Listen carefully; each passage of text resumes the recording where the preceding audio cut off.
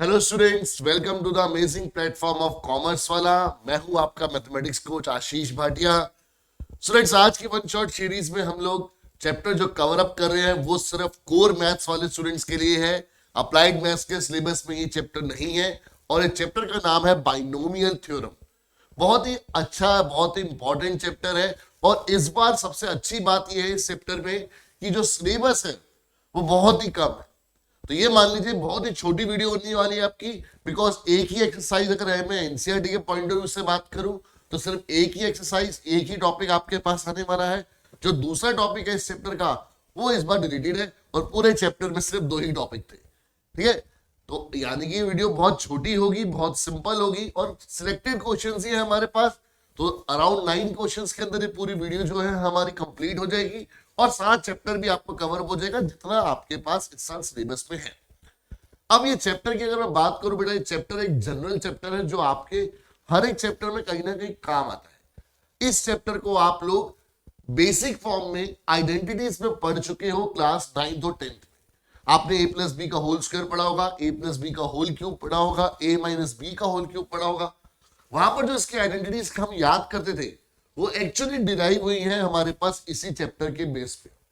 तो हम लोग सीखेंगे यहाँ पर कि बाइनोमियल थ्योरम के थ्रू आइडेंटिटीज कैसे डिराइव करते हैं। ठीक है, तो स्टार्ट करते हैं विदाउट एनी डिले। सबसे पहले बेटा हमेशा की तरह के लिस्ट ऑफ टॉपिक, बहुत ही छोटे टॉपिक है, एक्चुअली एक एक्सरसाइज है। उसके अंदर ये 3 चीजें कवर अप करेंगे कि binomial expansion for positive integer n. ठीक है, बाइनोमियल का मतलब समझेंगे और पॉजिटिव इंटीजर एन का मतलब समझेंगे कि कौन कौन सी पावर्स के लिए हमारे पास बाइनोमियल एक्सपेंशन हो सकती है। देन बाइनोमियल एक्सपेंशन में हमारे को एक पास्कल ट्रायंगल पढ़ना पड़ता है। ठीक है, ये पास्कल ट्रायंगल ऑप्शनल है, ये सिर्फ अपनी कन्वीनियंस के लिए कि जो कोफिशिएंट्स अगर हमारे को याद रखने हैं। ठीक है, तो कोफिशिएंट्स के बारे में बात करेंगे। Special cases of binomial expansion ये बहुत इंपॉर्टेंट है आपके लिए, बिकॉज ये आपके पास क्लास 12th में कई बार क्वेश्चंस की फॉर्म में बहुत तगड़े वे में पूछा जाता है इंटीग्रेशन और डेरिवेटिव वाले चैप्टर में। ठीक है, तो आप बोलोगे सर इसका इंटीग्रेशन और डेरिवेटिव से क्या रिलेशन है। तो बच्चे कई बार हाई लेवल जो क्वेश्चन तैयार होते हैं हमारे पास उस टॉपिक पर बेस्ड होते हैं। ठीक है, हम बात करेंगे इसकी कि कैसे यूज करेंगे इनको। तो स्टार्ट करते हैं सबसे पहले बाइनोमियल थ्योरम। अब बेटा बाइनोमियल थ्योरम क्या कहती है, अगर मैं नाम से बात करूं बाइनोमियल। ठीक है, आपने पोलिनोमियल पढ़ा था क्लास 9th में, है ना। नोमियल वर्ड जो है उसका मतलब होता है टर्म्स। ठीक है, नंबर ऑफ टर्म्स के ऊपर जो है वो नोमियल वर्ड बना है। और बाइनोमियल का मतलब जिसके अंदर हमारे पास 2 टर्म्स हो। तो मोनोमियल का मतलब होता है जिसमें सिर्फ एक ही टर्म हो, ऐसा मैथमेटिकल एक्सप्रेशन जिसमें सिर्फ एक ही टर्म हो। बाइनोमियल का मतलब हो गया एक ऐसा एक्सप्रेशन जिसमें सिर्फ 2 टर्म्स हो। और यहां पर हमारे पास बाइनोमियल थ्योरम यानी कि बाइनोमियल एक्सपेंशन की बात हो रही है। तो 2 टर्म्स तब बनती है जब 2 चीजें आपस में ऐड या सब्ट्रैक्ट हो।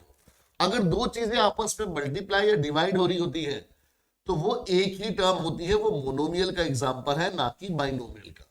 पर जब 2 चीजें आपस में ऐड या सब्ट्रैक्ट होती है तो हमारे पास बाइनोमियल बनती है। ठीक है, अब बाइनोमियल थ्योरम क्या कहती है कि अगर ये a प्लस बी की होल पावर n है और यहां पर n क्या है हमारे पास, एक पॉजिटिव इंटीजर है। n क्या है यहां पर हमारे पास, पॉजिटिव इंटीजर। और positive integer is same as natural number. Positive integer बोल लो या नेचुरल नंबर बोल लो, बात एक ही है। ठीक है, यानी शुरुआत होगी हमारे पास 1 से।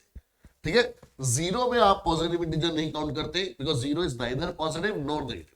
बट अगर हमारे को पता है कि भी किसी भी चीज की पावर 0 हो तो वो 1 होती है, तो हम लोग इसको साथ में पढ़ के चलते हैं। बट ये हमारे पास यहाँ पर ध्यान रखना है कि जो n है वो पॉजिटिव इंटीजर है जो कि 1 से स्टार्ट होता है। ठीक है, नेगेटिव इंटीजर मतलब माइनस से स्टार्ट हो गया।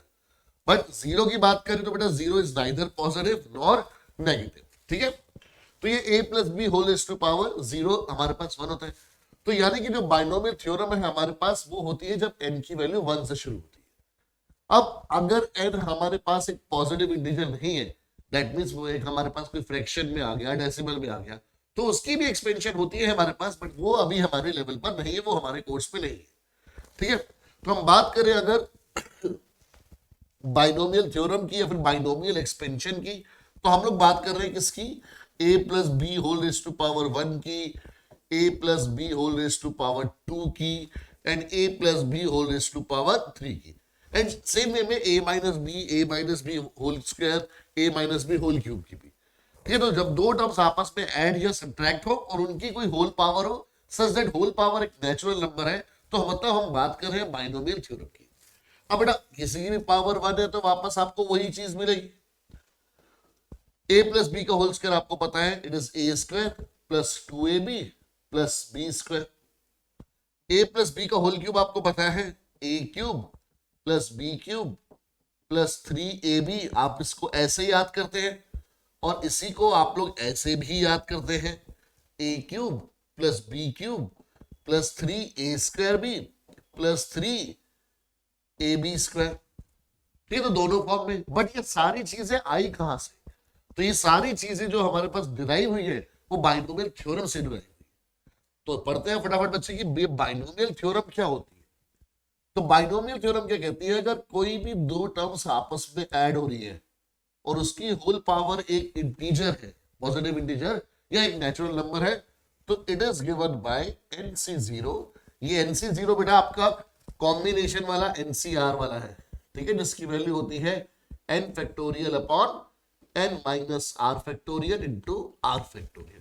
ठीक है, तो NC0 a raise to power n b raise to power 0। ठीक है, तो a की पावर आपने याद रखना है हमेशा क्या होगी, a की पावर आपके पास ये अपर स्क्रिप्ट है, ये लोअर स्क्रिप्ट है, तो इन दोनों का डिफरेंस, a की पावर हमेशा क्या होगी, डिफरेंस होगी इनका। और जो c का सबस्क्रिप्ट है या लोअर स्क्रिप्ट है वही हमेशा b की पावर होगी, ये आपको याद रखना है। तो इसी के पैटर्न पे अगर मैं नेक्स्ट टर्म पूछूं तो क्या होगा, अब ये हो जाएगा NC1। ठीक, जो NC0 था वो चेंज हो गया NC1। a की पावर हमेशा क्या रहेगी, इन दोनों का डिफरेंस, तो यानी n-1, और b रेज टू पावर हमेशा क्या रहेगी, जो c का लोअर स्क्रिप्ट है यानी कि 1। ठीक है, in the same way next term क्या बनेगी, NC2 a raise to power n-2 and b raise to power 2। Again next क्या बनेगी, NC3 a raise to power इन दोनों का डिफरेंस यानी n-3, b raise to power जो c का सबस्क्रिप्ट है 3, एंड ऐसे चलता रहेगा कब तक, तो जब तक ये NCn ना हो जाए। a की पावर अब हो जाएगी 0 और b की पावर हो जाएगी n। तो हमने क्या करा, एक तरह से शुरुआत करी a की इंक्रीज हाईएस्ट पावर से और b की लोएस्ट पावर से। तो a की हाईएस्ट पावर जितनी टोटल पावर है वो हो सकती है और b की लोएस्ट पावर 0 हो सकती है, बिकॉज नेगेटिव तो में हम जा ही नहीं सकते।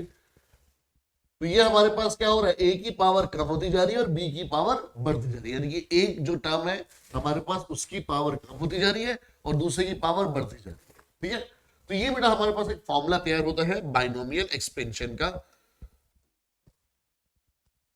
ये हमारा फॉर्मूला तैयार होता है किसका, एक बाइनोमियल एक्सपेंशन का। ठीक है बच्चे, अब आप बोलोगे सर ये कोफिशिएंट कैलकुलेट करना तो बहुत कॉम्प्लिकेटेड काम है, भाई हर बार NC0 को उस फॉर्मूले में पुट करके करना तो मुश्किल काम है। तो इसके लिए क्या है कि आपको कुछ ट्रिक्स मैं आपको सिखा दूं, ठीक है, tips and tricks, tips and tricks. ये टिप्स एंड ट्रिक्स क्या बोलता है बच्चे आपको, कि जो NC0 है और जो NCn है, मतलब याद कैसे रखोगे आप, कि जब भी सबस्क्रिप्ट में 0 है, ऊपर कुछ भी हो, अपर स्क्रिप्ट में कुछ भी हो, बट सबस्क्रिप्ट में अगर 0 है, ठीक है, सबस्क्रिप्ट में क्या है अगर 0, और अगर अपर स्क्रिप्ट और लोअर स्क्रिप्ट सेम है, अपर स्क्रिप्ट और लोअर स्क्रिप्ट क्या है, ये सेम है, तो जो आपका रिजल्ट होगा वो रिजल्ट हमेशा आपके पास इक्वल टू 1 आएगा। रिजल्ट हमेशा क्या आएगा, 1। मतलब क्या हुआ इसका, मतलब इसका ये हुआ बेटा कि जैसे 3C0 हो तो इसका रिजल्ट भी क्या आएगा, 1। आपको पूरा कैलकुलेट करने की जरूरत नहीं है। और कभी जैसे 5C5 आ गया तो इसका रिजल्ट भी क्या रहेगा, 1। आपको अलग से कैलकुलेट करने की जरूरत नहीं। तो जब भी सबस्क्रिप्ट में 0 मिले और अपर स्क्रिप्ट और लोअर स्क्रिप्ट सेम मिले तो रिजल्ट हमेशा क्या रहेगा, 1 रहेगा। ये आपको याद है। तो एक टिप्स एंड ट्रिक्स में ये याद रखना है। दूसरा कि कभी भी सबस्क्रिप्ट में 1 हो या फिर अपर स्क्रिप्ट और लोअर स्क्रिप्ट का डिफरेंस 1 हो तो हमारे पास रिजल्ट हमेशा अपर स्क्रिप्ट यानी कि n है। मतलब क्या हुआ सर, मतलब बेटा यहां पर हमेशा क्या होना चाहिए, 1, और इन दोनों का जो डिफरेंस है इन दोनों का जो डिफरेंस है वो इक्वल टू अगर 1 है तो आपके पास रिजल्ट हमेशा n आएगा। एग्जाम्पल के तौर पे जैसे अगर बेटा आ गया 2C1 तो सबस्क्रिप्ट में 1 है तो रिजल्ट हमेशा जो n है वही आएगा। या फिर अगर आ गया जैसे 5C4 तो बेटा इन दोनों का डिफरेंस 1 है तो आंसर हमेशा n आएगा।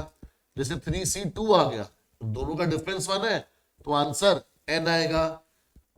5C1 है सबस्क्रिप्ट में 1 है तो आंसर हमेशा n आएगा। ठीक है, तो ये दो बातें आपको याद रखनी है। तो इसकी हेल्प से आप क्या कर सकते हो, इजीली कैलकुलेट कर सकते हो किसको, इन कोफिशिएंट्स। अब जो हमने आइडेंटिटीज पढ़ी है हमने बोला कि वो इसी से डिराइव हुई है तो उसको भी देख लेते हैं। जैसे a प्लस बी का होल स्क्वायर है तो वो बाइनोमियल एक्सपेंशन से डिराइव हुआ है तो देखते हैं। तो यहां पर अभी हमारे को याद क्या रखना है कि जो n है हमारा वो n हमारे पास 2 है, a की जगह तो a ही है, b की जगह पर b है। तो अब हम अपने एक्सपेंशन स्टार्ट करते हैं। तो वो आएगा पहले 2C0 a raise to power 2 minus 0 और b रेज टू पावर 0। ठीक है, ये पहली टर्म होगी हमारे पास। सेकेंड टर्म क्या होगी 2C1 a raise to power, a की पावर हमेशा क्या होगी इन दोनों का डिफरेंस तो यानी कि 2 माइनस 1 और b की पावर क्या होगी हमेशा जो c का सबस्क्रिप्ट होगा। ऐसे ही नेक्स्ट क्या होगा बेटा 2C2 a raise to power इन दोनों का डिफरेंस यानी 0 और b रेज टू पावर 2। तो यानी कि a plus b whole square हमारे पास क्या बना, अब सबस्क्रिप्ट में 1 है तो रिजल्ट 1, a स्क्वायर की जगह a square, anything raise to power 0 is 1। ठीक है, फिर 2C1 में क्या आ गया 2 क्योंकि सबस्क्रिप्ट में 1 है तो रिजल्ट 2 आ गया। ये बचा a raise to power 1 b raise to power 1। Upper script और लोअर स्क्रिप्ट सेम है तो रिजल्ट 1 आ गया। आप टिप्स एंड ट्रिक्स का यूज करो। तो देखो मैंने अभी तक कोई भी कोफिशिएंट्स को कैलकुलेट नहीं करा क्योंकि मेरे पास टिप्स एंड ट्रिक्स से काफी हद तक चीजें सॉल्व हो जाएंगी। ऐसा नहीं कि हर बार आपके पास सॉल्व हो जाएगा बट काफी चीजें सॉल्व हो जाएंगी आपके पास। a रेज टू पावर 0 भी 1 बन जाएगा, ये बचा b स्क्वायर तो यानी क्या आया a square plus 2ab plus b square. और यही तो हमारी आइडेंटिटी होती है a plus b whole square की। ठीक है, ऐसे बेटा a plus b whole cube के लिए देखते हैं। a plus b whole cube के लिए देखोगे आप तो क्या बनेगा, ये सबसे पहले 3C0 a raise to power 3 b raise to power 0। अब आपको बेटा पैटर्न समझ में आना शुरू हो गया है तो जल्दी जल्दी करेंगे। a की पावर इन दोनों का डिफरेंस b की पावर 1, फिर 3C2 a raise to power 1 b raise to power 2, फिर 3C3 a raise to power 0 b raise to power 3। तो एक तरह से क्या हुआ बेटा कि जो a की पावर है वो कम होती रही और जो b की पावर है वो बढ़ती रही। ठीक है, अब कैलकुलेशन देखो सबस्क्रिप्ट में 0 है तो ये 1, ये a cube b raise to power 0 is 1। Subscript में 1 है तो आंसर इज 3 a स्क्वायर, ये b रेज टू पावर 1। अब जैसे 3C2 है आप बोलोगे सर इसको कैलकुलेट करेंगे, नहीं क्यों, क्योंकि इन दोनों का डिफरेंस कितना आ रहा है बच्चे 1 तो यहां पर भी डायरेक्ट ट्रिक लग गई तो 3 आ गया। ये a raise to power 1 b square, यहां पर दोनों सेम है तो रिजल्ट 1 आ गया। a रेज टू पावर 0 भी 1 तो b क्यूब। सो यानी हमारे को क्या मिल गया कि a plus b whole cube किसके इक्वल होगा a cube plus 3a square b plus 3ab square plus b cube. और यही तो बेटा होता है हमारे पास a प्लस बी का होल क्यूब। बस हम लोग जब याद करते हैं तो a cube plus b cube plus 3a square b plus 3ab square बोलते हैं, हम b क्यूब को पहले बोलते हैं। बट जो करेक्ट ऑर्डर है वो ये कि a की हाईएस्ट पावर आई 3, फिर a की पावर कम होती गई और b की बढ़ती गई। ठीक है, बस साथ में जो कोफिशिएंट्स है इनका आपको ध्यान रखना। ऐसे ही अगर बच्चे आ जाए आपके पास a plus b whole raise to power 4, a plus b whole raise to power 4 तो क्या बनेगा 4C0।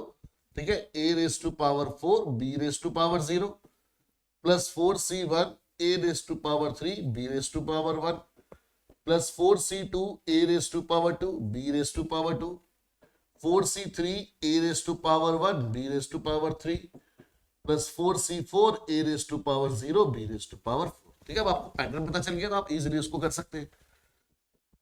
ये आ गया बेटा 1, ये रेज टू पावर 4, ये 1 सबस्क्रिप्ट में 1 तो आंसर 4 a क्यूब b। अब देखो यहां पर 4C2 आ गया। अब यहां पर ना ही हमारे पास सबस्क्रिप्ट वाला कोई रूल लग रहा है ना ही कोई डिफरेंस वाला रूल लग रहा है। तो यहां पर आपको मजबूरी में क्या करना पड़ेगा, कैलकुलेट करना पड़ेगा। तो 4c2 आपने कैलकुलेट करा तो क्या आएगा 4 factorial upon 4 minus 2 factorial into 2 factorial. तो एनसीआर वाला जो हमारे पास फॉर्मूला था n factorial upon n minus r factorial into r factorial, वो हमने यहां पर यूज कर लिया।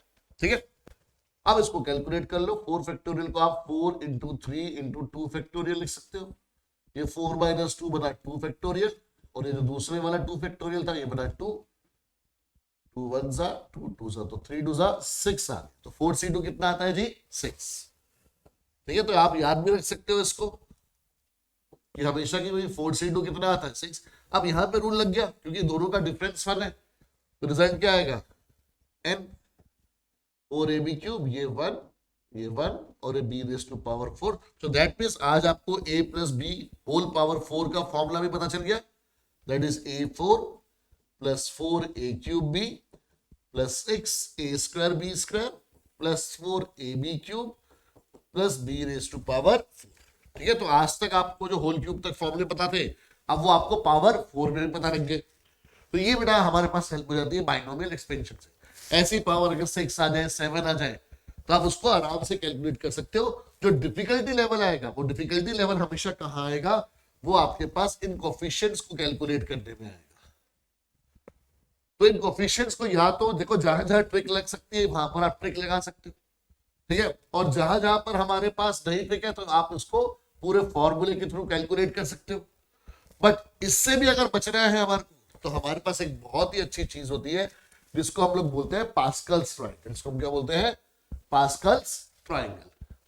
तो ये पास्कल ट्रायंगल हमारे पास किस लिए आता है, it is for coefficient of binomial terms. यहां से हमारा क्या मिल जाता है, for coefficients of binomial terms.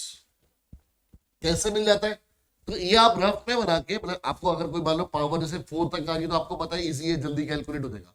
But 7 आ रही है या 8 आ रही है तो वहां पर आपको कोफिशिएंट्स ढूंढने में दिक्कत आ रही है, तो आप क्या कर सकते हो, पास्कल ट्रायंगल रफ में बना के फटाफट से आप सारे कोफिशिएंट ढूंढ सकते हो। ठीक है, जो मतलब NC0 है, NC1, NC2, इन सब की वैल्यूज आप फटाफट ढूंढ सकते हो।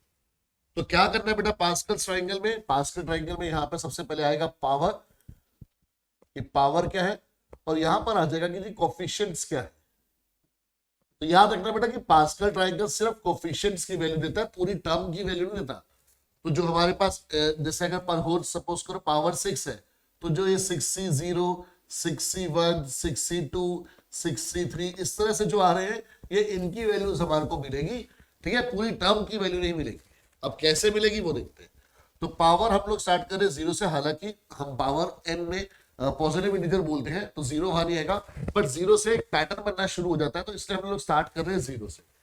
फिर पावर 1 हो सकती है, 2 3 4 5 6 7 एंड सो ऑन, जितनी भी पावर्स हैं आप आगे उसको कंटिन्यू कर सकते हैं। मैं थोड़ा गैप देके लिख रहा हूं ताकि आपको मैं बीच में कुछ चीजें भी बता सकूं।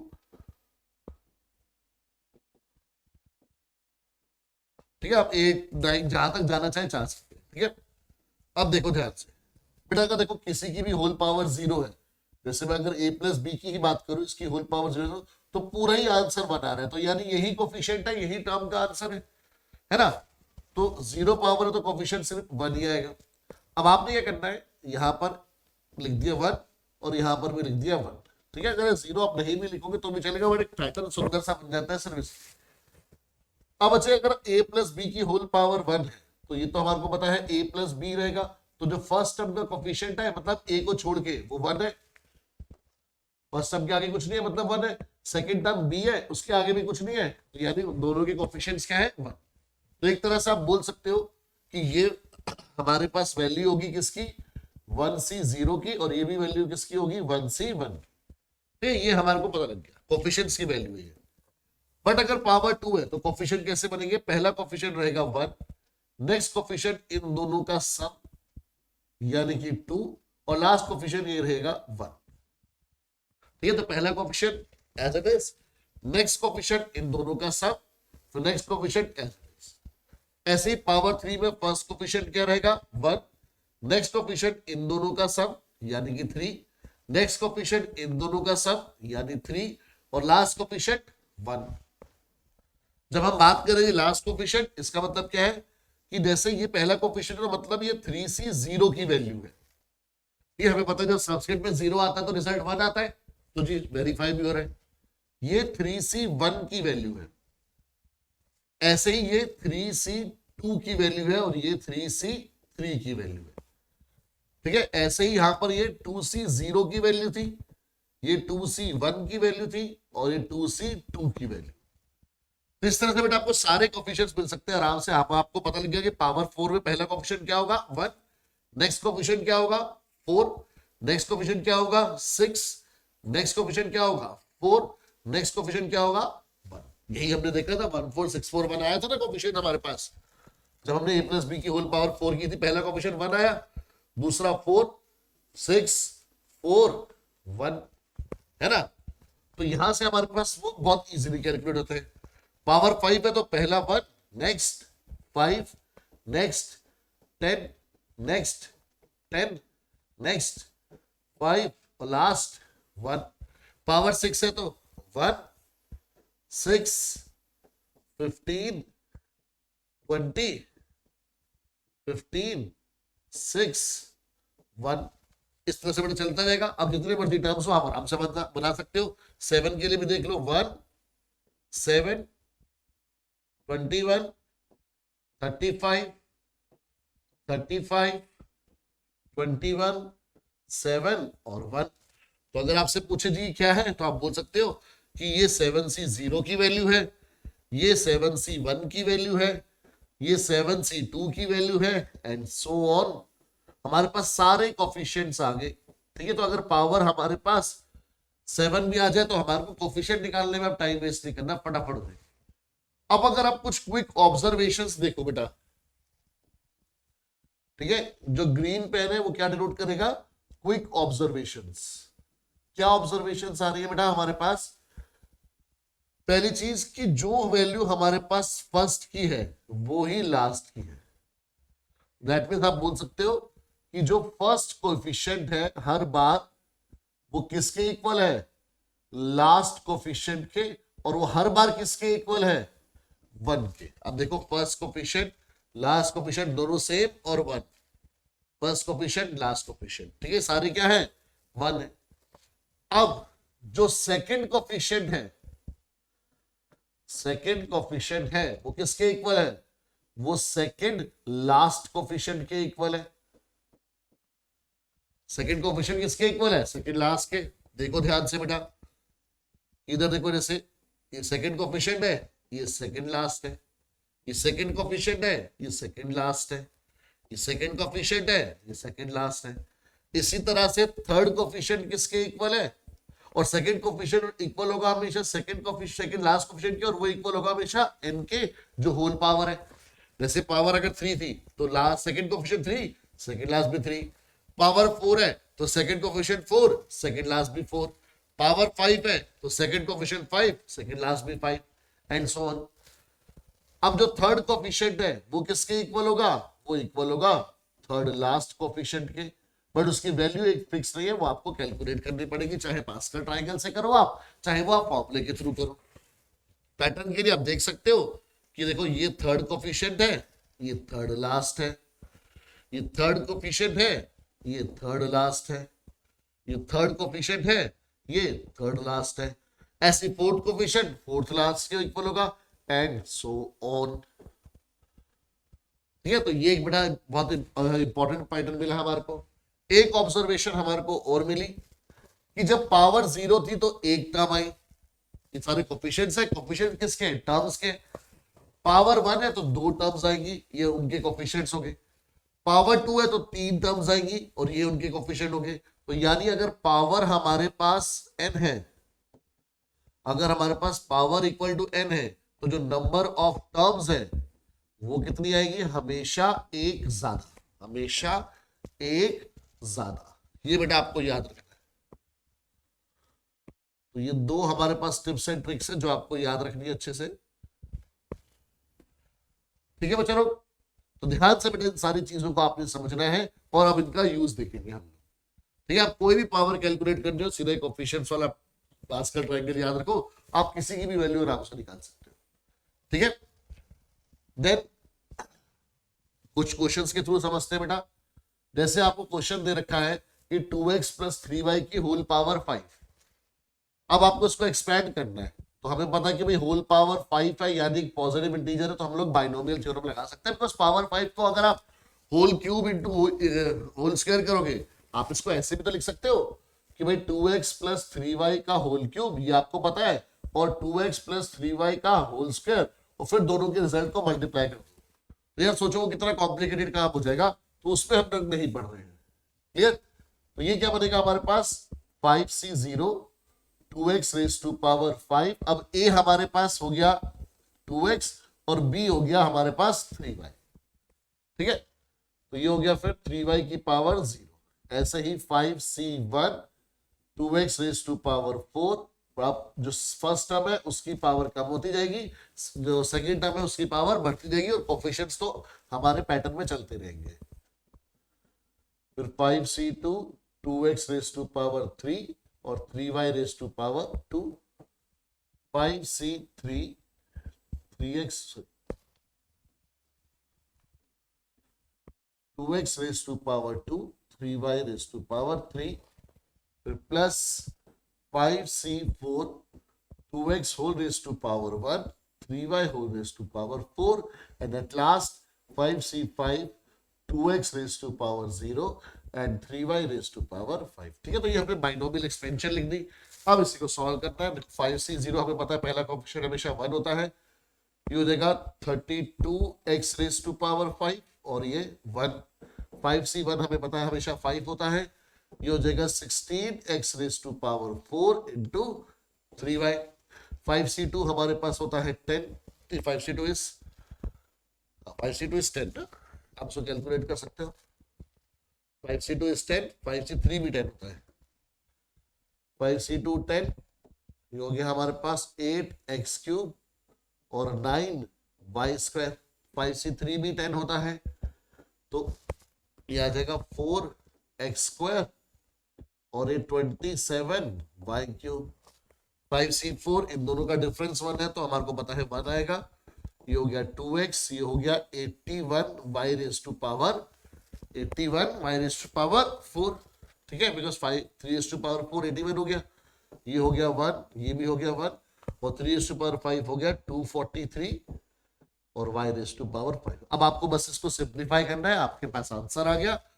तो यहाँ पर मल्टीप्लाई बाय नंबर्स मल्टीप्लाई कर दो सारे, तो 32x raise to power 5 plus ये हो गया 16 पंजे 80 है ना, 80 दिया 240, तो 240x raise to power 4y, ये हो गया 8 9 72 and 72 10 720x cube y square. 4 10 40 and 4 27 4s are 81.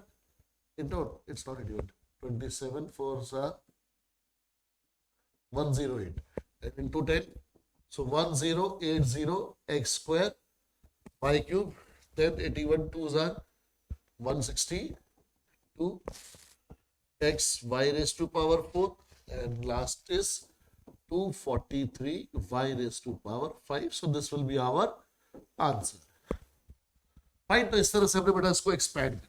Simple question बिल्कुल। एक और क्वेश्चन देखते हैं। अब जैसे थोड़ी सी टर्म्स कॉम्प्लिकेटेड होगी, पावर 6 पहुंच गई, कोई दिक्कत नहीं, पावर जितनी मर्जी पहुंच जाए, अगर वो पॉजिटिव इंटीजर है तो आपको उसके सारे कोफिशिएंट ढूंढने का तरीका भी पता है, और आपको ये भी पता है कि उनको सॉल्व कैसे करना है।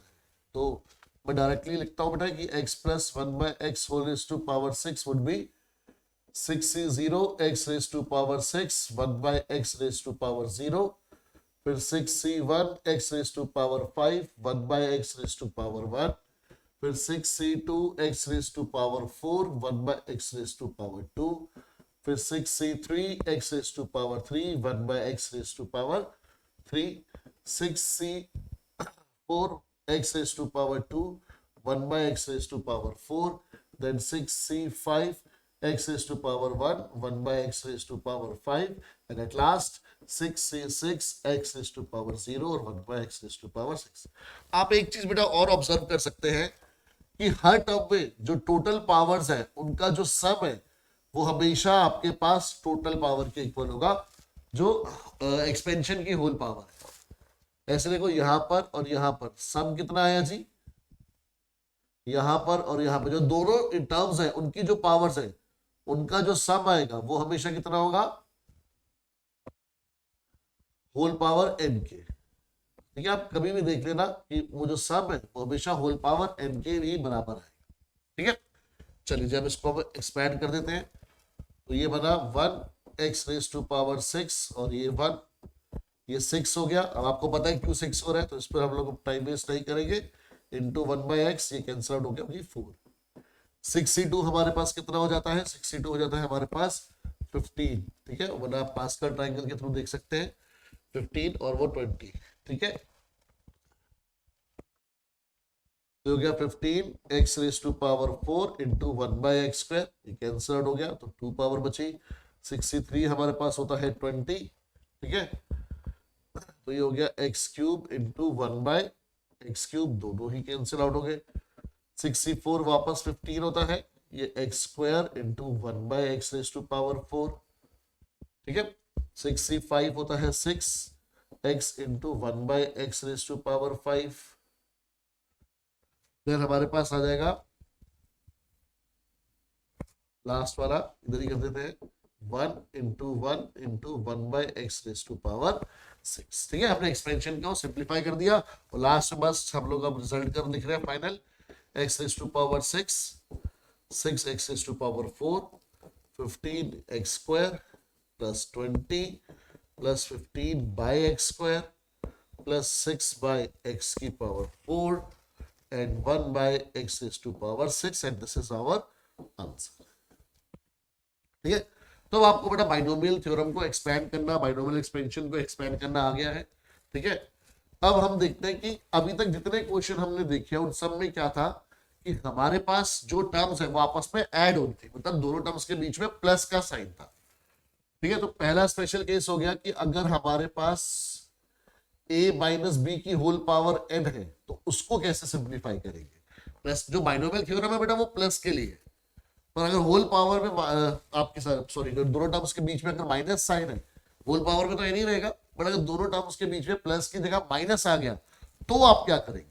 तो कुछ नहीं करना, बेसिक रूल है हमारे पास मैथ्स का, वो यूज करेंगे कि हमारे पास एक्सपेंशन है a plus b whole to power n की। ठीक है ना, NC0 an b0 फिर NC1 an-1 b1 फिर NC2 a⁻n-2 b2 and so on till NCn a⁻0 b⁻, हमारे पास प्लस के लिए है। तो हम लोग क्या करेंगे, इसमें इसको ऐसे लिख सकते हैं a plus minus b whole to power n, this can be written as that also. तो अब आगे बीच में वापस प्लस का साइन, पर जो सेकंड टर्म है उसकी वैल्यू होगी अब माइनस बी, यानी कि ये रहेगा NC0 a⁻n और माइनस b⁻0। फिर ये हो जाएगा NC1 a⁻n-1 but minus b⁻1, और इसी तरह से NC2 a⁻n-2 और minus b⁻2 and so on. ये हो गया NCn a⁻0 and minus b⁻1, तो माइनस b⁻n। तो यहां पर बच्चे जो प्रॉब्लम थी माइनस वाली वो सिंप्लीफाई होगी बड़े आराम से। बस हमने कहा क्या कि जो सेकंड टर्म थी उसके साथ माइनस लगा दिया, माइनस था भी एक्चुअली उसी के साथ। अब जहां जहां पर ये होल पावर हमारी इवन होंगी, ठीक है, अगर होल पावर हमारे पास जहां जहां क्या है, होल पावर किसकी, ये जो नेगेटिव टर्म है इसकी, जो सेकंड टर्म है उसकी, जो नेगेटिव साइन के साथ, तो वहां पर तो जो रिजल्ट है वो हमारे पास पॉजिटिव आएगा। बट जहां जहां पर हमारे पास नेगेटिव है वहां पर ये जो साइन है प्लस का वो क्या बन जाएगा, माइनस। कैसे, तो एक समझते हैं।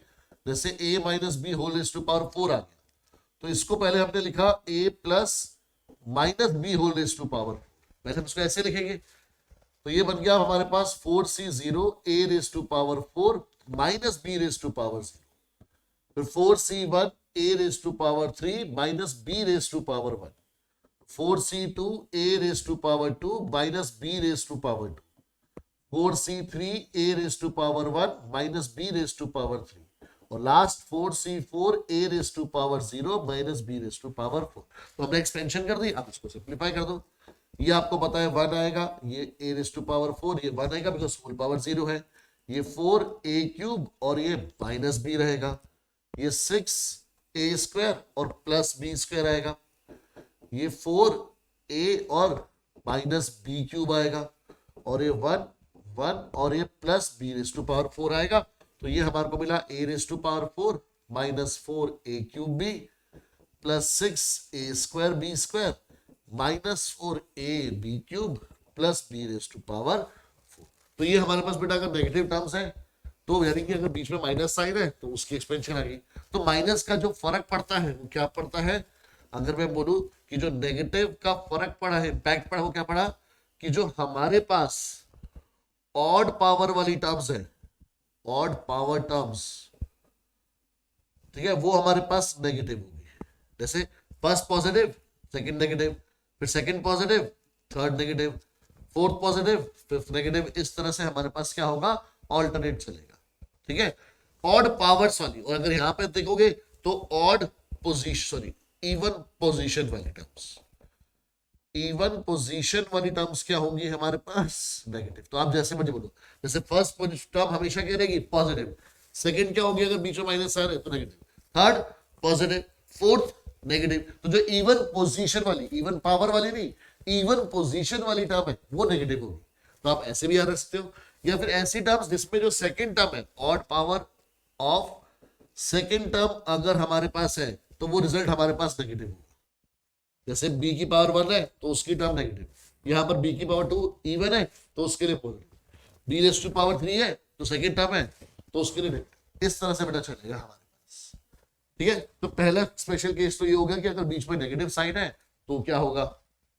अब इसी में ही जो अगर मैं सेकंड स्पेशल केस की बात करूं, तो अगर बेटा हमारे पास है 1 plus x whole raise to power 1, अगर हमारे पास क्या है 1 plus x whole raise to power 1, तो ये क्या बनेगा हमारे पास, ये बनेगा NC0 1 raise to power n x raise to power 0, फिर NC1 1 raise to power n minus 1 x raise to power 1, फिर NC2 1 raise to power n minus 2 x raise to power 2, NC3 1 raise to power n minus 3 x raise to power 3 and so on. कहां तक आपको पता है, NCn 1 raise to power 0 और x raise to power n। ठीक है, यहां तक चलेगा बच्चे हमारे पास, ये रूल है।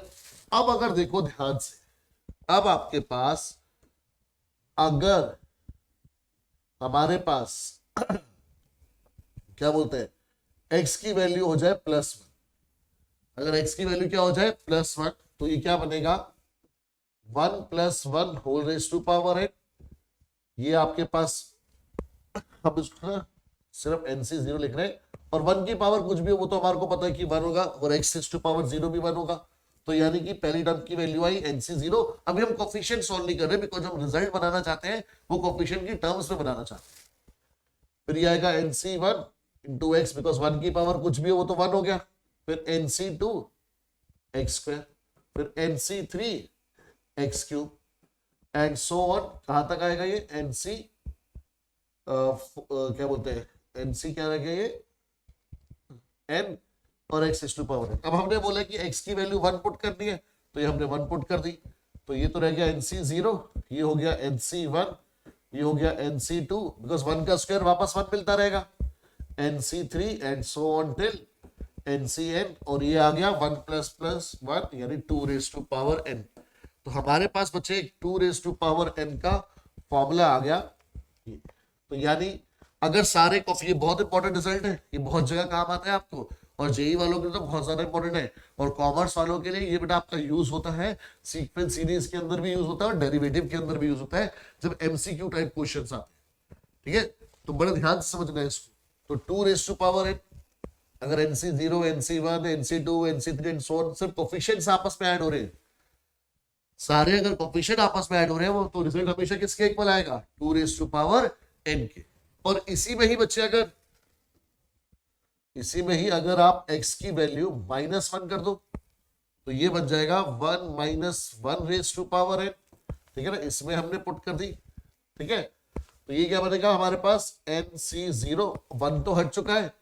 ठीक है, फिर NC1, अब x की जगह पर -1 आ जाएगा, NC2 x की जगह पर -1 का स्क्वायर, फिर NC3 -1 का cube, and so on till NCN -1 raise to power n।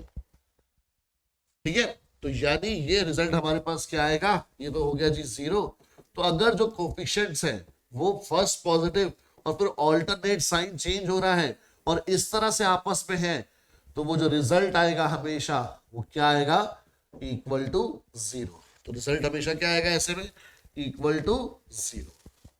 तो ये दो बहुत इंपॉर्टेंट रिजल्ट है बेटा जो आपको याद रखने हैं कि अगर कोफिशिएंट डायरेक्टली ऐड हो रहे हैं सारे NC0 से लेकर NCN तक, तो उसका result 2 raise to power n। But अगर कोफिशिएंट ऑल्टरनेट साइन के साथ आपस में ऐड सब्ट्रैक्ट हो रहे हैं, तो उसका रिजल्ट हमेशा 0। और उसके पीछे जो रीजन है वो बाइनोमियल थ्योरम था और आपको पता चल चुका है वो कैसे अप्लाई हुआ। अब एक छोटा सा क्वेश्चन देख लेते हैं बेटा, जिसमें हमारे पास बीच में नेगेटिव पावर है, तो सर बीच में नेगेटिव टर्म है हमारे पास, नॉट पावर। ठीक है, तो ये क्या बनेगा हमारे पास 5C0 a raise to power 5, और b के साथ बेटा इस बार माइनस साइन जाएगा, वो हर बार आपको प्लस और माइनस अलग करके दिखाने की जरूरत नहीं है, डायरेक्टली हम इसको ऐसे कर सकते हो। ठीक है, वो स्टार्टिंग में सिर्फ समझाने के लिए था, बट आप डायरेक्टली भी यूज कर सकते हो। तो -x/2 raise to power 1, 5C2 2/x का होल क्यूब -x/2 का whole square plus 5C3 2/x raise to power 2 -x/2 raise to power 3 plus 5C4 2/x whole raise to power 1 and -x/2 whole raise to power 4, and last is 5C5 2/x raised to power 0 and -x/2 whole raised to power 5। ठीक है बच्चे, इस तरह से हमने पहले formula लगा दिया, अब इसको हम लोग सिंप्लीफाई कर लेते हैं। ये 1 2 raise to power 5 32, x raise to power 5 और ये पावर 0 है तो 1, 5C1 हमें पता है 1 होता है, ये 16 x रेज़ टू पावर 4 और ये -x/2। ठीक है, 5C2 हमें पता है 10 होता है। ठीक है, तो ये आ गया हमारे पास 2/x होल, सॉरी 2/x के होल पावर 3 सॉल्व कर दो, तो 2 का क्यूब इज 8/x क्यूब। अब यहां पर ये पावर स्क्वायर है तो माइनस साइन हट जाएगा, x²/, फिर 5C3 अगेन 10 होता है इंटू 4/x²। अब ये माइनस साइन रहेगा तो -x³/8, फिर 5C4 अगेन 5 इंटू 2/x और ये x raise to power 4/16 plus 1 और ये -x raise to power 5 upon में 32। क्लियर बच्चे लोग, बस अब सिंप्लीफाई करना है, काम खत्म। तो ये आ गया 32x rays to power 5 plus ये हो गया हमारे पास, देखो 2 से ये कैंसिल आउट हो गया 8 और एक x कैंसिल आउट हो गया, तो और साइन माइनस का है, सॉरी, तो -8×5=40/x³। ठीक है, कैलकुलेशन ध्यान से करनी है। ये कैंसिल आउट पावर 1 बची और 4×1=4×2, तो ये आया +20/x। इधर ये कैंसिल आउट होगा तो पावर 1 बचेगी, 4×1=4×2, फिर 2×1=2×5, तो प्लस नहीं माइनस 5x। ठीक है, इधर 2×1=2×8 क्यूब, तो यानी +5x³/8 और इधर -x रेज़ टू पावर 5/32। ये हमारा बच्चे आंसर आ गया। तो क्लियर बच्चे, तो यानी अगर नेगेटिव टर्म्स है हमारे पास, जो सेकंड टर्म नेगेटिव है तो उसकी एक्सपेंशन कैसे करनी है तो वो भी हमने सीखी। तो बेटा टॉपिक वाइज तो हमने सारे जो चीजें हैं वो डिस्कस कर ली जो अब आपके सिलेबस में है।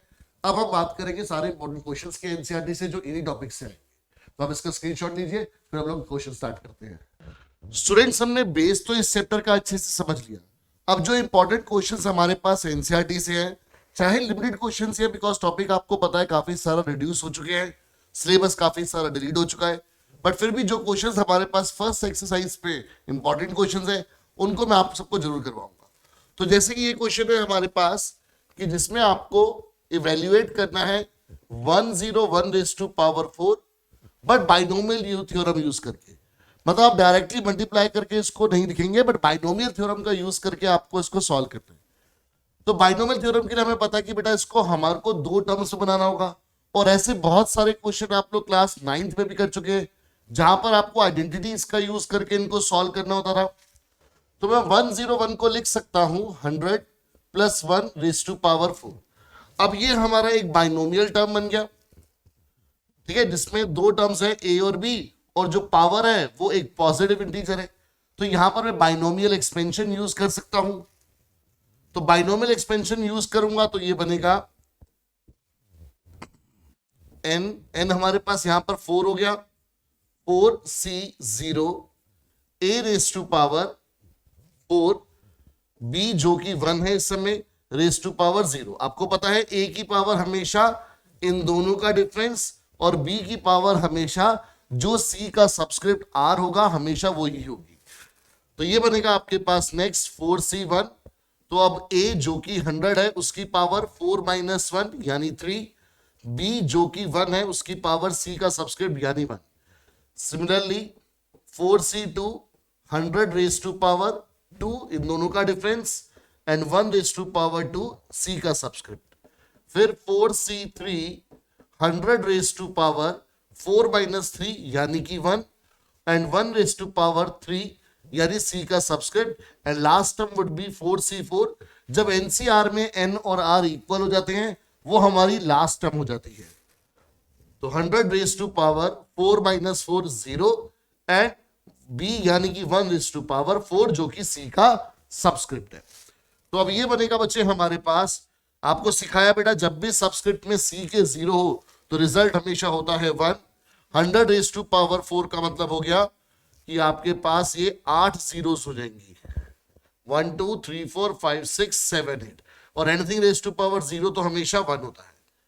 जब सबस्क्रिप्ट में 1 हो तो आपके पास आंसर हमेशा n होता है। n हमेशा जो ऊपर वाला होता है c के अपर स्क्रिप्ट वो होता है, तो 4 हो गया। 100 क्या क्यूब मतलब 1 2 3 4 5 6 जीरोस आ गई। 4c2 हमारे पास 6 होता है। आप चाहे तो पास्कल ट्राइंगल का यूज करके या फिर एनसीआर का फॉर्मूला यूज करके भी कर सकते हैं, ठीक है। ये हो गया 1 2 3 4, और 1 रेज टू पावर जो मर्जी हो बेटा वो तो 1 चलता रहेगा हमारे पास, चाहे आप उसको लिखो ना लिखो। अब इन दोनों में अपर स्क्रिप्ट और लोअर स्क्रिप्ट में c की डिफरेंस 1 है, तो आंसर अगेन n। 101 का क्यूब 1। जब अपर स्क्रिप्ट और लोअर स्क्रिप्ट सेम हो जाए मतलब NCN आ जाए तो आंसर 1। 100 रेज टू पावर भी 0 भी 1, और 1 रेज टू पावर 4 भी 1। तो हमने क्या करा, बाइनोमियल एक्सपेंशन का यूज करके हमने इसको सिंप्लीफाई कर लिया। अब आपको बस मल्टीप्लिकेशन और एडिशन करनी है। तो देखते हैं, तो ये आ गया बेटा 1 2 3 4 5 6 7 8, ये 4 से मल्टीप्लाई हो जाएगा तो 4, और ये 6 जीरोस थी, ठीक है। ये 6, ये हमारे पास 4 जीरोस थी, प्लस 400 और प्लस 1। अब आपको बस इसको ऐड करना है। तो ऐड करने के लिए अगर आप हॉरिजॉन्टली ऐड कर सकते हैं तो बहुत ही अच्छा है, वरना गलती ना हो इसके लिए सबसे सेफ क्या है, आप इसको वर्टिकली एडिशन कर लो, जिसकी हमारे को आदत होती है। 1 2 3 4 5 6 7 8, ठीक है। फिर आपके पास 6 जीरोस, तो उल्टा शुरू करेंगे 1 2 3 4 5 6 और 4। फिर है 4 जीरोस 1 2 3 4, और फिर है 6, और फिर है 400, और लास्ट में है 1। तो इसका जो एडिशन आएगा इन सबका दैट वुड बी 1, ये 0, ये आ गया 4, ये 0, ये आ गया 6। तो अब 1 2 3 4 5 प्लेसेस कवर हो चुके हैं। सो 1 2 3 4 5 प्लेसेस कवर हो चुके हैं। देन ये 0, then 4, then 0, then 1। So it's answer would be 104060401।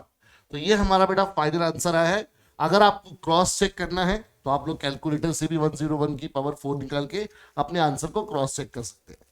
ठीक है स्टूडेंट्स, इसका स्क्रीनशॉट लीजिए, फिर हम नेक्स्ट क्वेश्चन पर आते हैं। अब आते हैं बच्चे नेक्स्ट क्वेश्चन पर। अब सारे हमारे पास बेटा वही क्वेश्चन है जो एनसीईआरटी में इंपॉर्टेंट क्वेश्चन है। तो यूजिंग बाइनोमियल थ्योरम आपको इंडिकेट करना है which is larger 1.1 raise to power 10,000 और 1000। तो आपको बाइनोमियल थ्योरम का यूज करके बताना है कि भाई ये वाली चीज की वैल्यू जो आएगी वो बड़ी है या जो वैल्यू 1000 खुद है वो बड़ी है।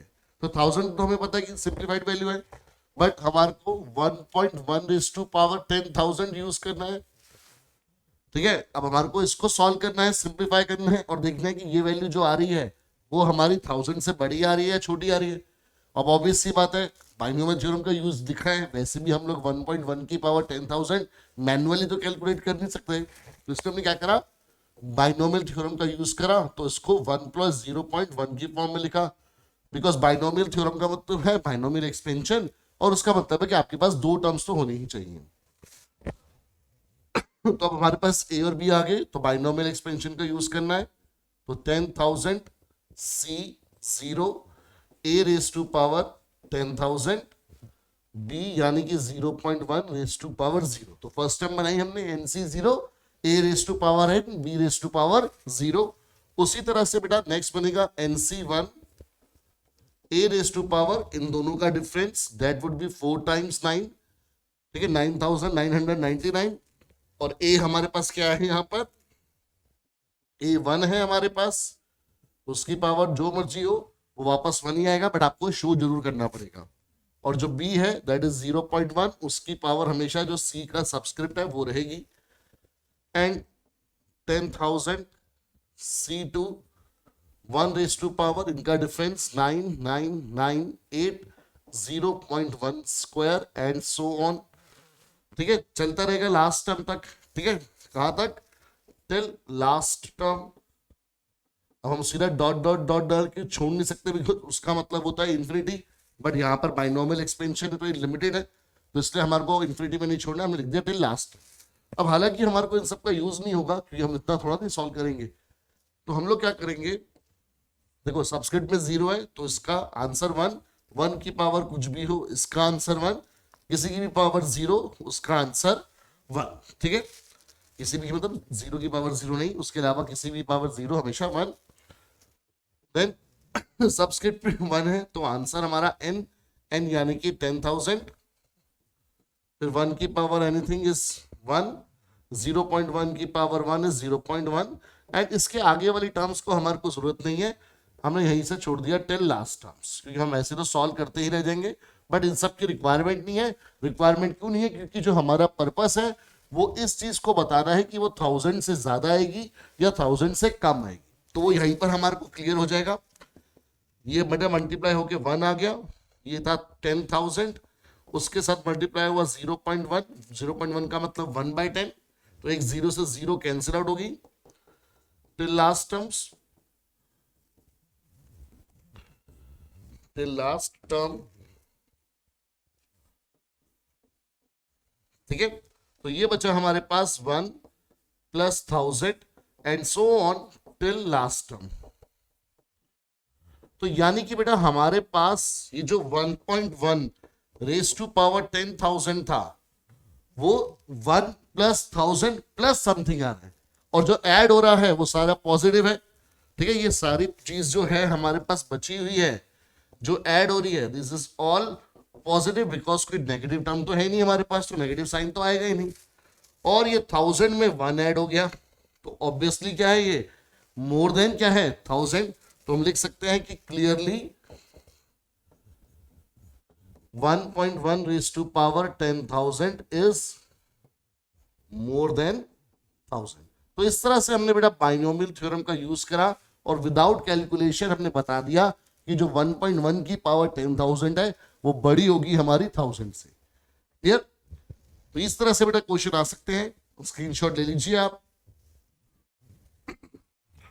चलिए नेक्स्ट क्वेश्चन देखते हैं बेटा। नेक्स्ट क्वेश्चन में है हमारे पास कि आपको फाइंड आउट करना है पहले कि a + b raise to power 4 कितना होगा, फिर फाइंड आउट करना है a - b raise to power 4 कितना होगा, फिर जो दोनों का रिजल्ट आएगा उनको आपस में आपने माइनस करवा देना है।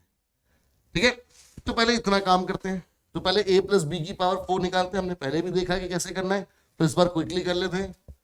सो it would be 4c0 a raise to power 4 b raise to power 0, फिर 4c1 a raise to power 3 b raise to power 1, 4c2 a raise to power 2 b raise to power 2 plus 4c3 a raise to power 1 b raise to power 3 plus 4c4 a raise to power 0 b raise to power 4। तो हमारे पास expansion आ गई। अब आपको क्या करना है, बस कोफिशिएंट सिंपलीफाई करना है और मल्टीप्लाई करना है। तो ये 4c 0 होता है 1 क्योंकि c के सबस्क्रिप्ट में 1 है, a raise to power 4 b raise to power 0 is 1, c के सबस्क्रिप्ट में 1 है तो answer n a cube b। 4c2 6 होता है, a square b square, 4c3 दोनों का डिफरेंस 1 है तो आंसर इज अपर स्क्रिप्ट यानी कि n ए बी क्यूब, दोनों सेम है n सी n तो answer is 1 a raise to power 0 is 1। तो फाइनली हमारे पास आया कि a plus b raise to power 4 will be a raise to power 4 plus 4 a cube b plus 6 a square b square plus 4 a b cube plus b raise to power 4। ठीक है, अब जो बेटा next हमसे पूछा गया है, that is a minus b raise to power 4। तो आपके पास दोनों जो टर्म्स हैं वो सेम है, बस इस बार प्लस की जगह माइनस साइन है। तो स्पेशल केसेस में हमने देखा था कि अगर इस तरह से है तो उसको पूरा सॉल्व करने की जरूरत नहीं है, हमने a प्लस बी की पावर 4 सॉल्व करा है, इसी में ही हम ऑल्टरनेट टर्म्स के साइन चेंज करते जाएंगे। ठीक है, मतलब जो हमारे पास टर्म इवन पोजीशंस पर है उनको हम लोग पॉजिटिव रखेंगे, ऑड पोजीशन वाली टर्म जो होंगी वो नेगेटिव होंगी। तो जैसे मैं 0 से स्टार्ट करूंगा तो ठीक है, तो ये 0th पोजीशन, ठीक है, वैसे 0th पोजीशन नहीं बोलना चाहिए बट आप ऐसे समझ लो कि जो ऑल्टरनेट पोजीशन होगी, फर्स्ट टर्म पॉजिटिव, फिर ऑल्टरनेट पोजीशन पर आपकी टर्म्स क्या होंगी, नेगेटिव होंगी। तो a4 minus 4a cube b, फिर plus 6a square b square minus 4a b cube और plus b raise to power 4। तो हम ऐसे भी बोल सकते हैं कि जहां जहां पर हमारी जो सेकेंड टर्म है b उसकी पावर ऑड है, ठीक है, उसकी पावर क्या है, ऑड, बस ये पावर 1 है, ये हमारे पास 3 है, वो वाली टर्म्स हमारे पास क्या हो जाएंगी, नेगेटिव हो जाएंगी, बाकी हमेशा पॉजिटिव रहेंगी। ठीक है, तो ये रूल है बेटा, स्पेशल केस है किसमें, अगर दो टर्म्स के बीच में माइनस का साइन है तो।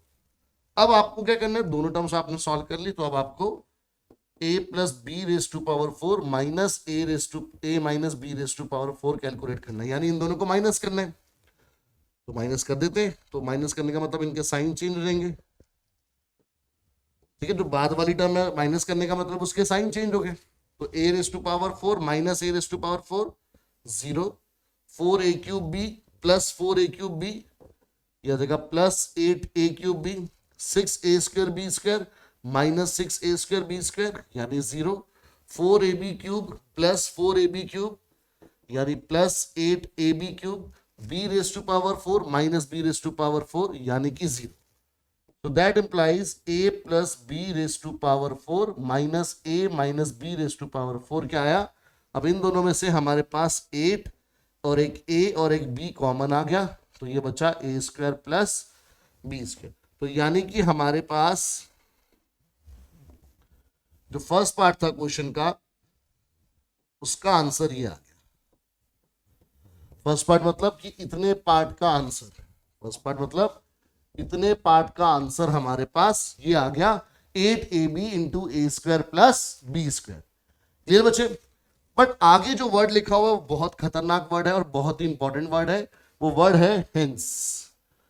वो वर्ड क्या है बेटा हमारे पास, वो वर्ड है हेंस।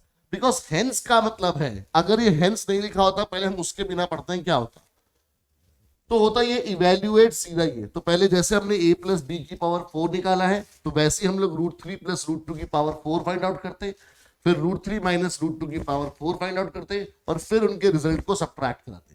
बट यहां पर ये जो वर्ड लिख दिया है हेंस, तो हेंस का मतलब होता है कि कंपल्सरी यूज द रिजल्ट, जिसको अभी आपने फाइंड आउट करा है, ये वाला जो ग्रीन वाला बॉक्स है, जो रिजल्ट अभी आपने फाइंड आउट करा है, कंपल्सरी उसका यूज करना है आपको ये फाइंड आउट करने के लिए। ठीक है, तो हमारे पास क्या होगा बेटा,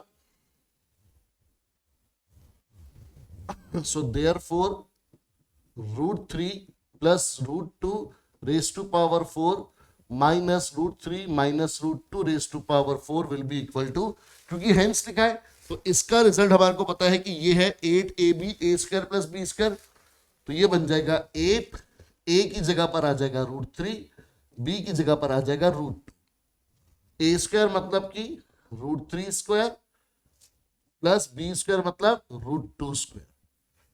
तो दैट मीन्स यहां पर बेटा जो a है वो √3 है, b जो है वो √2 है। तो ये हमारे पास हेंस का इसका जो काम है वो बहुत इजी हो गया, वरना आपको पूरा इसी तरह से सॉल्व करना पड़ता।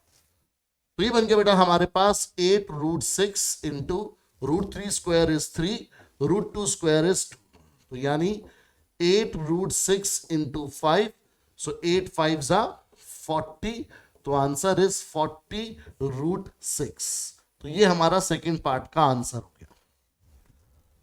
क्लियर बच्चे? तो इस तरह से आपके पास क्वेश्चन पूछे जाते हैं। ऐसा एक और क्वेश्चन है एनसीईआरटी में, ठीक है, वो मैंने आपके होमवर्क के लिए छोड़ा है कि पहले x + 1 की पावर 6 और x - 1 की पावर 6 सिंप्लीफाई करो, फिर उसी तरह से आपको हेंस इवेल्युएट करके साथ में दे रखा है। तो इसी के बेस पर आप उस क्वेश्चन को खुद ट्राई करेंगे, ठीक है। चलिए अब आते हैं बेटा नेक्स्ट क्वेश्चन पर। अब हमारे को नेक्स्ट क्वेश्चन में बोला है कि ये देखो, मार्क कर लो इसको बेटा, very important question from the NCERT, ठीक है, क्योंकि यहाँ पर बाइनोमियल थ्योरम का तो यूज है बट उसका एप्लीकेशन है एक तरह से, ठीक है। बाइनोमियल थ्योरम की यहाँ पर एक एप्लीकेशन है, कैसे आप बाइनोमियल थ्योरम का यूज करके किन्हीं चीजों को प्रूव कर रहे हो।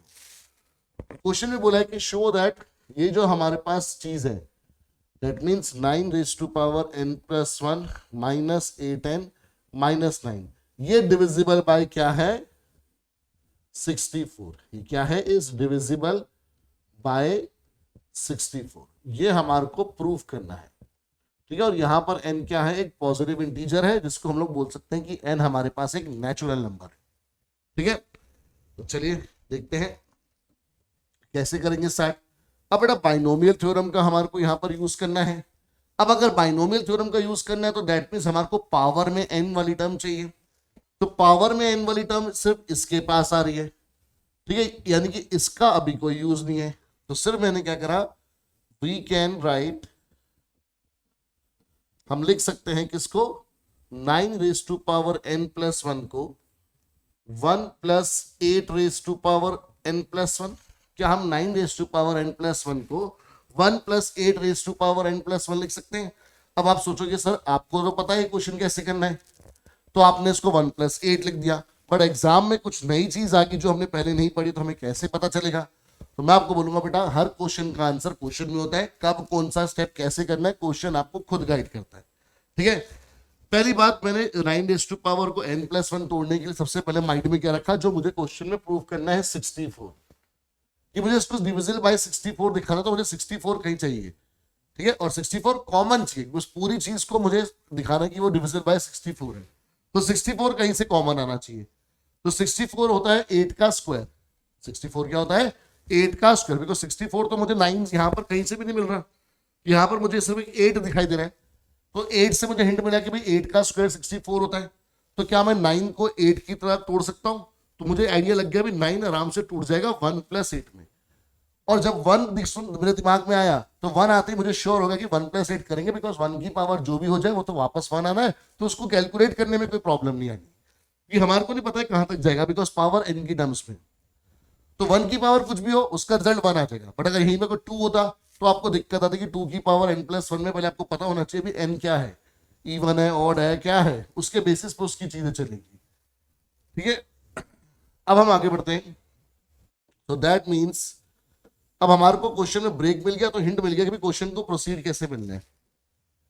तो अब यहां पर बाइनोमियल लगाई हमने, तो n की जगह पर n + 1,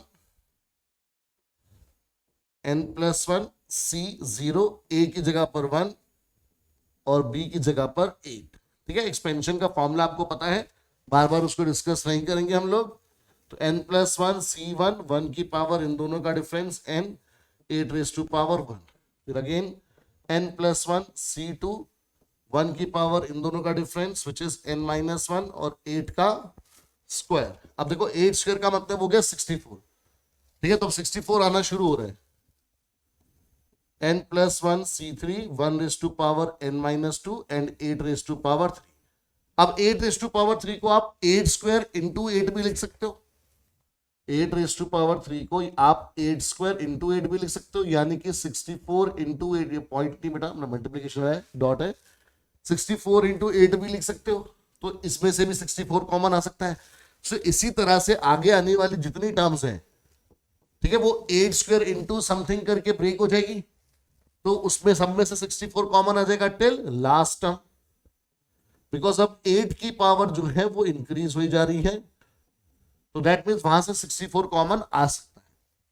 तो ये बना बेटा मेरे पास 9 raise to power n plus 1 equal to subscript में 0 1 1 की पावर कुछ भी 1 8 रेज टू पावर 0 1 सबस्क्रिप्ट में 1 आंसर अपर स्क्रिप्ट यानी कि n प्लस 1 ब्रैकेट में रखेंगे 1 की पावर कुछ भी 1 8 एंड बाकी सब में से देखो मुझे नहीं पता कि n प्लस 1 C2 कितना होगा, तो उसको मैं ओपन भी नहीं करूंगा, एज इट इज छोड़ दूंगा, अपना काम कॉम्प्लिकेटेड नहीं करूंगा। बट हाँ सब में मुझे दिखाई दे रहा है कि 8 स्क्वायर 8 क्यूब एंड 8 की पावर सब में से हमारे पास 8 की पावर 2 कॉमन आ जाएगी, ठीक है, कि सबसे छोटी पावर आप कॉमन निकाल सकते हो जो सब में आ रही है, तो 8 की सबसे छोटी पावर 2 है, तो वो हमने कॉमन निकाल ली। बचेंगे क्या, कोफिशिएंट्स बन जाएंगे n प्लस 1 C2, बिकॉज 1 की पावर कुछ भी है वो तो 1 ही हो जाना है। फिर नेक्स्ट क्या बचेगा, n प्लस 1 C3, 1 की पावर कुछ भी हो कॉमन, 1 की पावर कुछ भी हो तो 1 हो जाएगा, और 8 क्यूब में से 8 स्क्वायर बाहर जा चुका है, तो एक 8 बचेगा, तो यानी कि 2 पावर कम होगी क्योंकि वो बाहर जा चुकी है। ऐसे ही करते करते ये अपर स्क्रिप्ट और लोअर स्क्रिप्ट सेम है, तो इसका आंसर 1 1 की पावर 0 भी 1, और 8 स्क्वायर कॉमन जा चुका है, तो ये बचेगा n माइनस 1, क्योंकि 2 पावर कॉमन जा चुकी है बाहर, तो एक कम करी तो n हुआ, एक और कम करी तो n माइनस 1, ठीक है।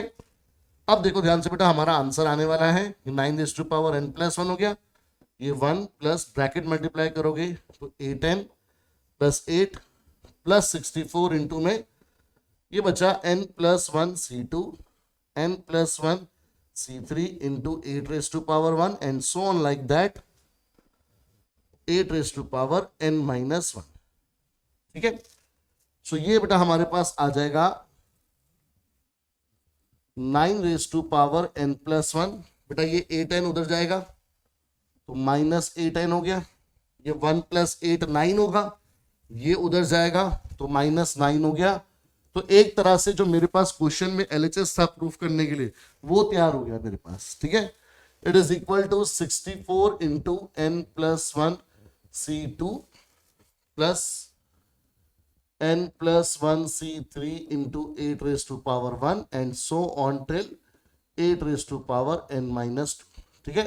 अब क्योंकि ये 64 इंटू समथिंग आ रहा है, अब अगर ये 64 इंटू समथिंग है तो it means that means 9 raised to power n plus 1 minus 8n minus 9 is divisible by 64, ठीक है, hence proved। ठीक है, अगर कोई चीज 64 इंटू समथिंग आ रही है तो इट मीन्स ये वो चीज 64 से डिविजिबल है। जैसे अगर 22 है तो 22 को आप 11 इंटू 2 लिख सकते हो, तो वो 11 से डिविजिबल है। 55 है, आप 55 को 11 इंटू 5 लिख सकते हो, तो वो 11 से डिविजिबल है। इसी तरह से अगर कोई भी नंबर 11 इंटू समथिंग होगा तो दैट मीन्स वो 11 से डिविजिबल होगा। और बेटा सेम कॉन्सेप्ट हमने यहाँ पर यूज करा है कि ये जो चीज थी हमारी, ये 64 इंटू समथिंग आ गई, तो इसका मतलब ये चीज हमारी क्या होगी, 64 से डिविजिबल होगी। क्लियर बच्चे? तो बहुत इंपॉर्टेंट क्वेश्चन है आपके एनसीईआरटी का और एग्जाम में बार बार पूछे जाने वाला क्वेश्चन है, तो एक बार आप स्क्रीनशॉट ले लीजिए। चलिए अब आते हैं बेटा नेक्स्ट क्वेश्चन पर। ये भी बच्चे हमारे पास एक बहुत इंपॉर्टेंट क्वेश्चन है आपका, ये भी एनसीईआरटी का ही क्वेश्चन है।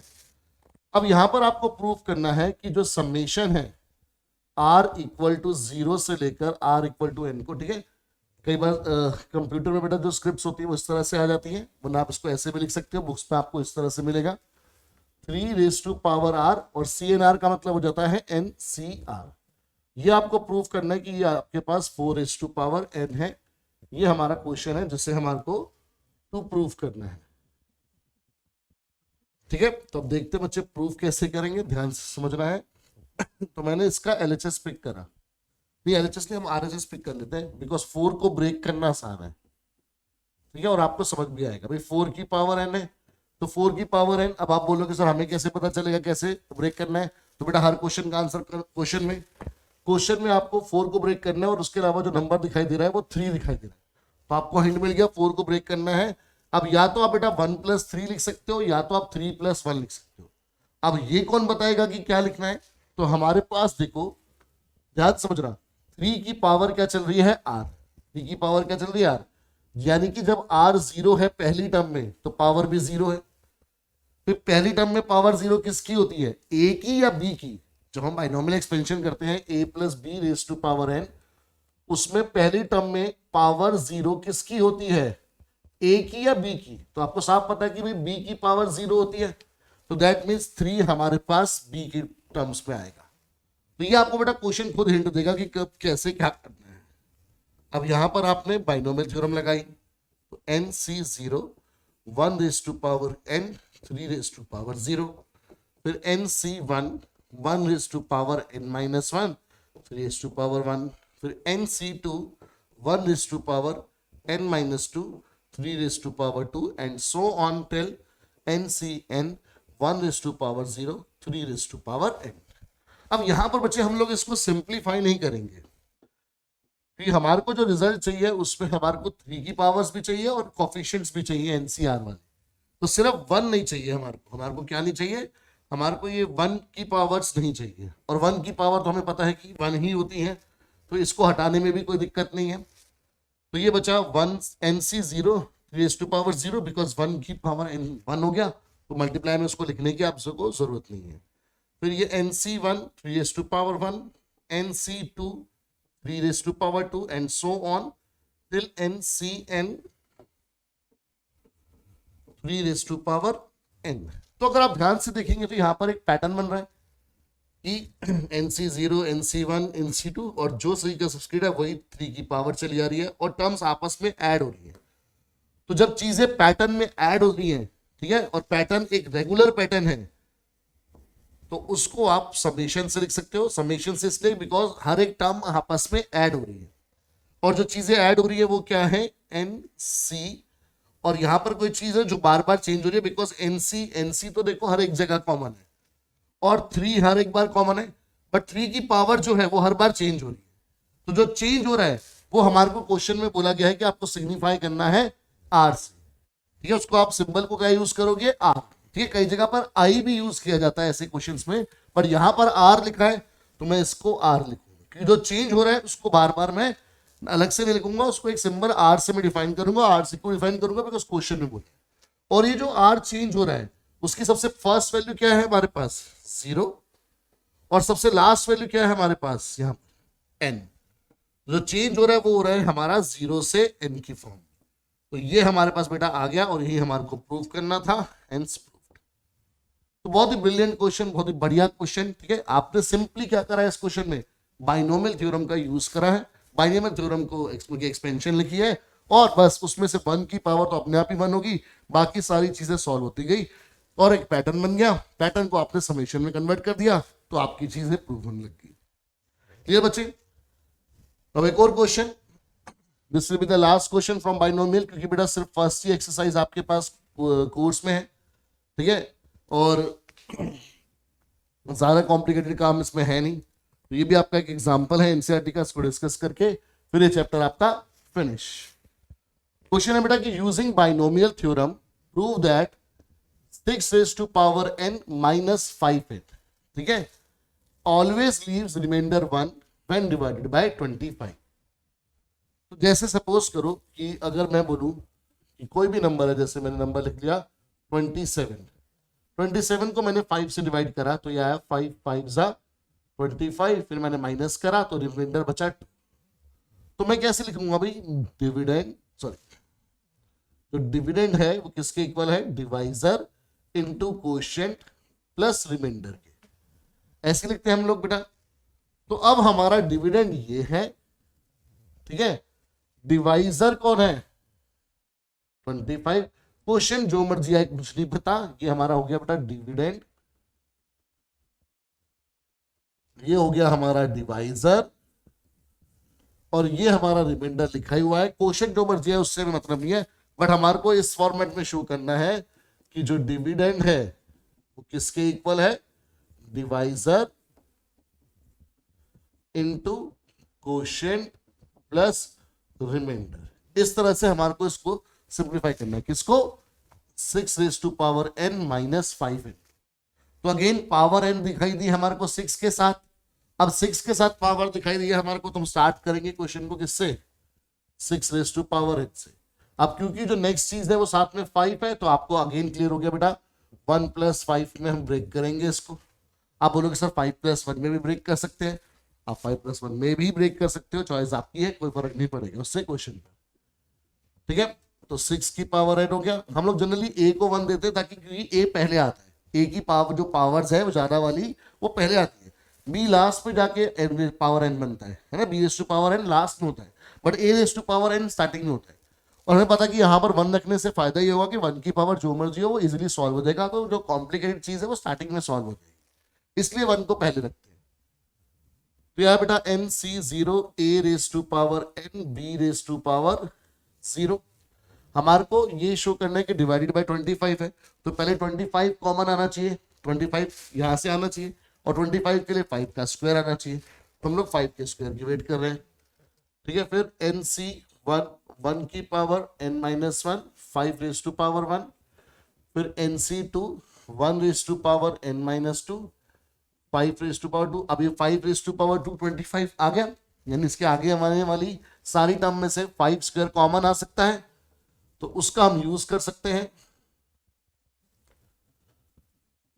एंटिल लास्ट टर्म क्या होगी, NCN 1 raise to power 0 5 raise to power n, ठीक है बच्चा लोग। तो जैसे बेटा पिछला क्वेश्चन किया था बिल्कुल उसी की तरह है हमारे पास, ये NC0 हो गया 1, ये भी 1, ये भी 1, NC1 आपको पता है n होता है, 1 की पावर कुछ भी हो 1, और ये 5। अब बाकी सब में से हमने क्या करा, 5 का स्क्वायर कॉमन ले लिया, बिकॉज बाकी आगे आने वाली सभी टर्म में से सबसे छोटी पावर 5 का स्क्वायर है, और हमेशा जब आप कॉमन लेते हो तो किसी भी चीज की सबसे छोटी पावर ही बेटा कॉमन आती है। तो 5 स्क्वायर बचा हमारे पास क्या, NC3 सॉरी पहले NC2 बचेगा, फिर NC3 5 raise to power 1, because ये तो 1 हो जाएगा। ऐसे ही चलते चलते ये भी 1 हो गया, ये आगे 1 है, और 5 में से 2 पावर कम हो जाएगी तो n माइनस 2, ठीक है। 2 पावर कम हो 3 पावर कम हो उससे फर्क नहीं पड़ता, क्योंकि इसमें से हमारे को 25 कॉमन हम निकाल चुके हैं, तो बाकी सब में मतलब जो भी मर्जी आए उससे हमारे को कुछ लेना देना नहीं है, बट आपको जो शो करना है वो बिल्कुल करेक्ट शो करना है। तो दैट मीन्स बच्चे हमारे पास बना 6 raise to power n 1 + 5n plus 25 into ये हो गया NC2 plus NC3 into 5 and so on till 5 raise to power n minus. अब इसमें से देखो बेटा इसको इधर भेज देंगे, सिर्फ इसी को क्यों उधर भेजा, क्योंकि क्वेश्चन में आपके पास 6n minus 6 raise to power n minus 5n है और कुछ नहीं है, तो बाकी सब उधर ही रहेगा। तो अब इसको मैं ऐसे लिख सकता हूँ 25 इंटू, मतलब मैंने ये वाली टर्म पहले लिख दी, NC2 NC3 into 5 and so on 5 raise to power n minus 2, और ये जो +1 था वो मैंने अब लिख दिया +1।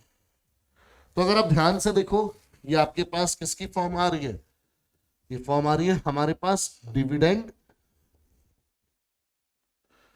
इनटू डिवाइजर, सॉरी डिविडेंड नहीं, ये चीज होगी डिविडेंड, ये चीज होगी हमारी डिवाइजर, और ये चीज होगी हमारी कोशेंट, और ये चीज होगी हमारे पास रिमाइंडर, ठीक है। तो मैं बोल सकता हूं कि ये चीज जब भी 25 से डिवाइड होगी तो रिमाइंडर कितना बचेगा 1। तो आप लिख सकते हो hence 6 raise to power n minus 5n will always leave remainder 1 when divided by 25। ये बच्चे आप इसका स्क्रीनशॉट ले लीजिए। ओके स्टूडेंट्स, तो बच्चे विद दिस क्वेश्चन हमारा ये चैप्टर भी खत्म होता है। तो काफी छोटा सा टॉपिक था, मैं इसको पूरा चैप्टर नहीं बोलूंगा बिकॉज पूरा चैप्टर आपके पास इस बार सिलेबस में नहीं है। तो सिर्फ फर्स्ट एक्सरसाइज यानी कि जो बाइनोमियल एक्सपेंशन थी उसी के बेस पर क्वेश्चन आपके पास सिलेबस में थे। जो जनरल टर्म और मिडिल टर्म वाले क्वेश्चन थे या फिर जो कोफिशिएंट से रिलेटेड क्वेश्चन थे वो इस बार आपके डिलीटेड है। तो आगे हमको उसमें और कुछ करने की जरूरत नहीं है, सिर्फ इतना ही आप कर लेंगे तो ये चैप्टर आपका पूरी एक तरह से क्लियर हो जाएगा। तो इस चैप्टर की बैकबोन भी आपकी इस वीडियो के साथ क्लियर हो जाएगी। ठीक है स्टूडेंट्स, आप अच्छे से पढ़ते रहिए एंड सबको मेरी तरफ से हैप्पी न्यू ईयर, और पूरी कॉमर्स वाला एंड पूरी पीडब्ल्यू की टीम की तरफ से आपको हैप्पी न्यू ईयर। तो अब हमारी मुलाकात होगी नए साल में, तो with new energy, with new passion for studies and for new क्या बोलते हैं डिटर्मिनेशन एंड न्यू गोल्स। आपके जो भी गोल्स होंगे ठीक है वो सारे के सारे पूरे होंगे अगर आप इसी तरह से मेहनत करते रहेंगे तो। और आपकी इस कोशिश में हमारा साथ हमेशा रहेगा। मैं मैथमेटिक्स कोच आशीष भाटिया हमेशा आपके लिए खड़ा रहूंगा, हमेशा आपके लिए जितना मटेरियल हो सकता है आपको प्रोवाइड करवाता रहूंगा। और बस आपने अच्छे से पढ़ना है और फोकस बनाए रखना है, अपने जो आपका सक्सेस पाथ है उससे डेविएट नहीं होना है। ठीक है बच्चे, तो मिलते हैं हम लोग नेक्स्ट वीडियो में with new concept new chapter. Till then take care, signing off बच्चे, बाय बाय।